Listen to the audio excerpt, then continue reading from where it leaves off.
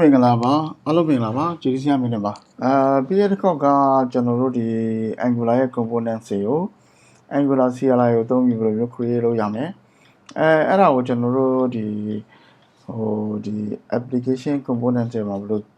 ဆွဲသုံးလဲဆိုတော့ကျွန်တော်ပြောခဲ့တယ် Okay နောက်တစ်ခါကျွန်တော်စမ်းကြည့်အောင်ဒီခေါက်တော့ကျွန်တော်ဒီcomponent တစ်ခုကို create လုပ်တိုင်းကျွန်တော် command prompt ကိုထွက်ပြီးတော့CLI နဲ့ command တွေ run နေတာကအကောင်းတော့ပါတယ်ဒါပေမဲ့ပြဿနာမရှိဒါပေမဲ့VS Code ထဲကဒီ plugin ကိုသုံးပြီးတော့ဘယ်လို create လုပ်လဲဆိုတာကိုလည်းကျွန်တော်တို့ဆက်ပြီးကြည့်ကြအောင်plugin တွေကိုကျွန်တော်တို့ install လုပ်ကြရအောင်ပေါ့နော်ကျွန်တော်ဒီမှာ extension ဆိုခေါ်ပါတယ် VS Code မှာတော့ Angular ကိုကျွန်တော်ဒီရိုက်ထည့်လိုက်မယ်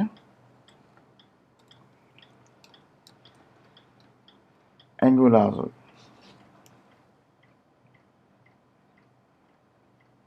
Okay Angular schematic ဆိုတာရှိတယ်ဒီကောင်ကကျွန်တော် generate တွေပါသုံးလို့ရတဲ့အရာဖြစ်တယ်ပေါ့နော်ဒီမှာကျွန်တော်နမူနာပြထားတယ်သူ install လုပ်မယ်ဆိုရင် install လုပ်ကြရအောင် Okay ပြီးသွားပြီဆိုလို့ရှိရင်ကျွန်တော်တို့ရဲ့ဒီ Angular ထဲမှာပေါ့နော်ကျွန်တော် app ထဲမှာဒီမှာ right click ထားလိုက်တာနဲ့ generate new component ဆိုထွက်လာတယ်ဒီမှာကျွန်တော်extension EHTENSI extension လို့ပေးလိုက်မယ်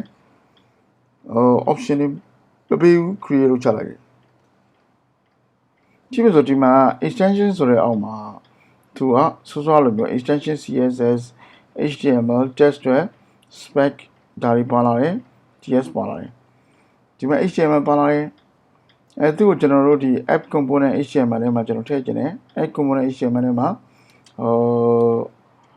ဒီမှာ app extension ဆိုပြီးထည့်ချလိုက်မယ်ကျွန်တော်ဒီမှာ save လိုက်တယ်ကျွန်တော်ဒီမှာတော့ကြည့်မယ်ဆိုရင် extension works လို့ပြောနေရပါတော့ဒါဘာကြောင့်လဲဆိုတော့ extension set မှာသူက HTML တောင်ကိုရေးထားခဲ့လို့ Okay ဒါကိုကျွန်တော်မကြိုက်ဘူးကျွန်တော်ဒီမှာပြင်ခြင်းတယ်ကျွန်တော်ဒီမှာ H1 hey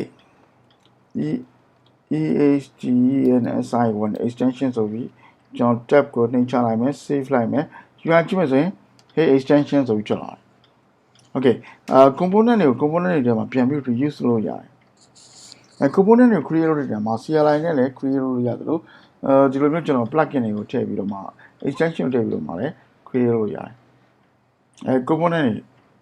တွေဘယ်လို create လုပ်မလဲဆိုတာကိုကျွန်တော်ဒီမှာ professor လာဖြစ်ပါတယ်ပြီးတဲ့ခေါက်တော့ကျွန်တော် CLI ကိုသုံးပြီးတော့ create လုပ်ခဲ့တယ်ဒီခေါက်တော့ကျွန်တော် extension ကိုကျွန်တော်ဒီမှာထည့်ပြီးတော့မှ create လုပ်ခဲ့တယ်ဘယ်လိုပဲလုပ်အတူတူပါပဲအားလုံးကျေးဇူးတင်ပါတယ် JDC ကမင်းလင်းဖြစ်ပါတယ်